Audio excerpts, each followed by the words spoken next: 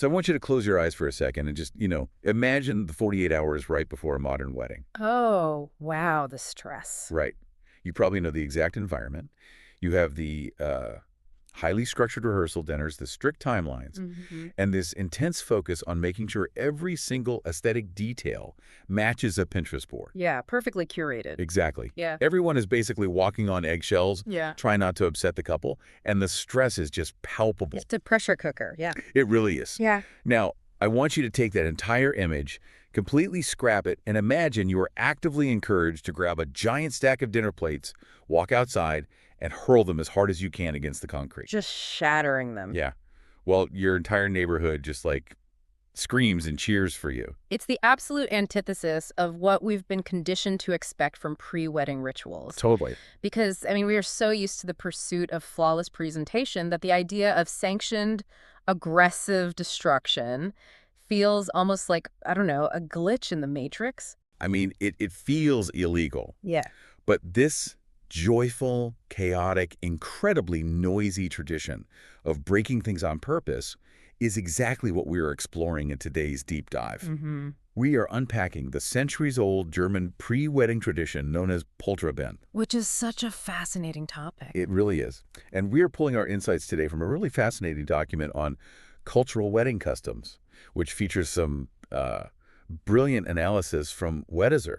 Right. For those of you who haven't come across it, Weddizer is this platform dedicated to helping couples discover and integrate meaningful global wedding traditions Yeah, just like this one. into their own celebrations, exactly. And the deeper we get into their research, the more you realize that the literal destruction of household items isn't just some wild party trick. No, not at all. It actually serves as a profound blessing and a very intense, very real test for a new marriage. And that duality is what makes this so captivating, Mm, On the surface, you have what looks like a chaotic neighborhood block party. yeah. But underneath that noise, you have a highly evolved psychological mechanism for managing stress and evaluating a partnership. Okay, let's unpack this right from the start. Right. Just to ground us in what this actually looks and sounds like. Sure.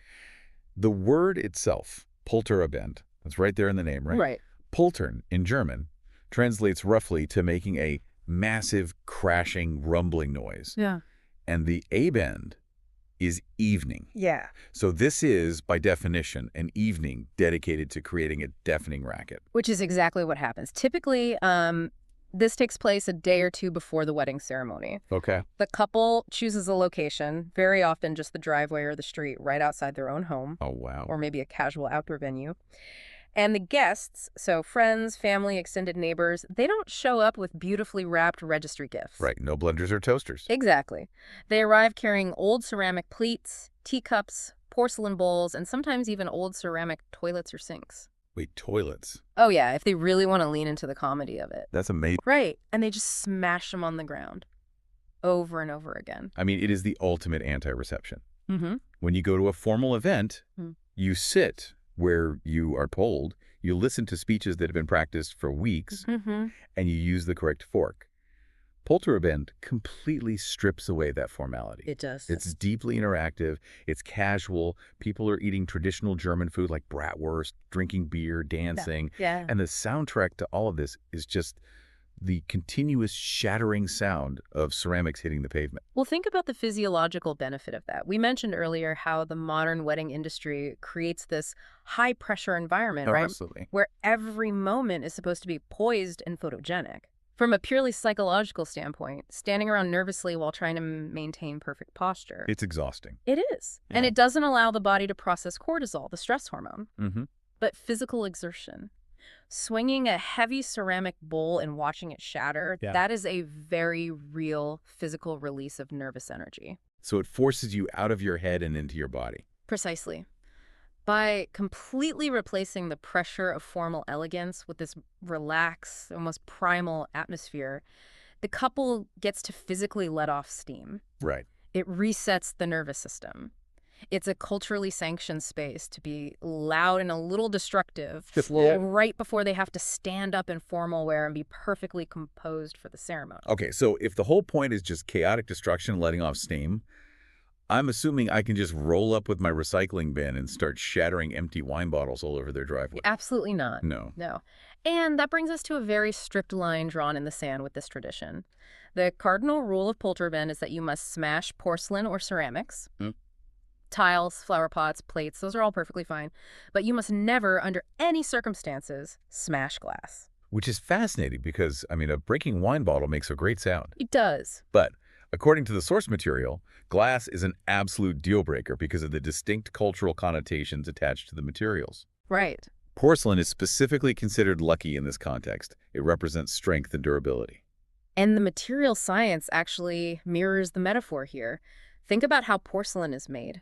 It is earth, it is clay, and it is forged in the extreme, intense heat of a kiln. Wow, yeah. Right? It survives a trial by fire to become solid and durable. So breaking porcelain is seen as releasing that stored resilience and good fortune. That makes sense. Glass, on the other hand, is culturally tied to fragility. In a lot of European folklore, breaking glass, like breaking a mirror, is an omen of bad luck. Oh, like the 7 years of bad luck thing. Exactly. It implies a permanent, dangerous fracture. Okay, so the guests show up, they smash the lucky fire-forged porcelain, and the tradition dictates that this booming noise actively drives away negative energy. Right. But here's the most important rule of the entire night, the one that really caught my attention when reading the Weddizer insights. Oh, the cleanup. Yes. The guests get to make this massive, sharp, chaotic mess, but the couple is the one who has to clean it up. Together. Yeah. That is the crux of the entire event. Wait, I have to stop right there. Yeah. Because my immediate reaction to this is that it sounds incredibly rude. It does sound counterintuitive. Right. Like, you're telling me I can show up to my friend's house, absolutely trash their driveway with jagged shards of pottery, stand back with a beer in my hand, and watch the guests of honor sweep it up with a broom and a dustpan. That violates every rule of being a good house guest. It does. If you view it through the lens of modern hospitality, it looks like a punishment. Totally. But what's fascinating here is that it is actually a profoundly brilliant metaphor for marriage. Okay. Tell me more. The broken pieces on the ground represent unexpected challenges. When you enter a long-term partnership, you are inevitably going to encounter messes that you did not create. Right. Life is going to throw situations at you that shatter your plans. So the community is essentially handing them a simulated crisis. Exactly. By forcing the couple to clean up this physical mess in front of everyone, they are proving a few critical concepts. First, that challenges are always easier handled together rather than alone. Second, that difficult, jagged, broken moments can be repaired and managed with patience and commitment. The cleanup process takes a noisy, chaotic party and transforms it into a very real physical demonstration of their conflict resolution skills. Wow, so it's a live-action test of their dynamic. It really is. Because think about what happens when two stressed-out people have to clean up a massive mess.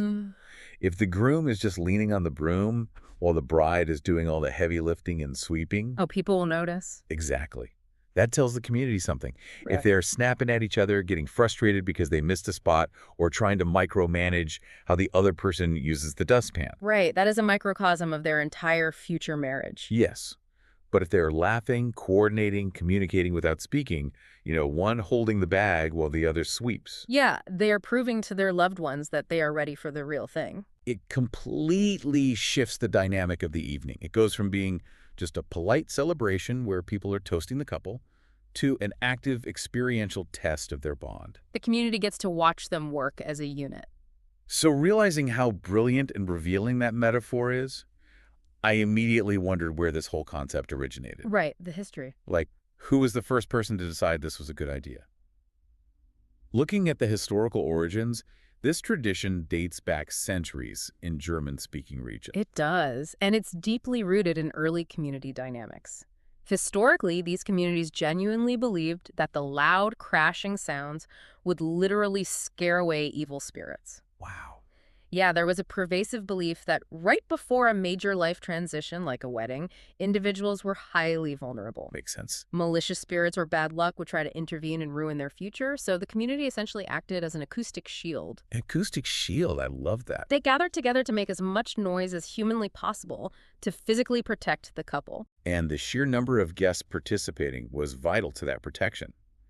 The size of the crowd and therefore the sheer volume of the smashing visually and audibly represented the size of the couple's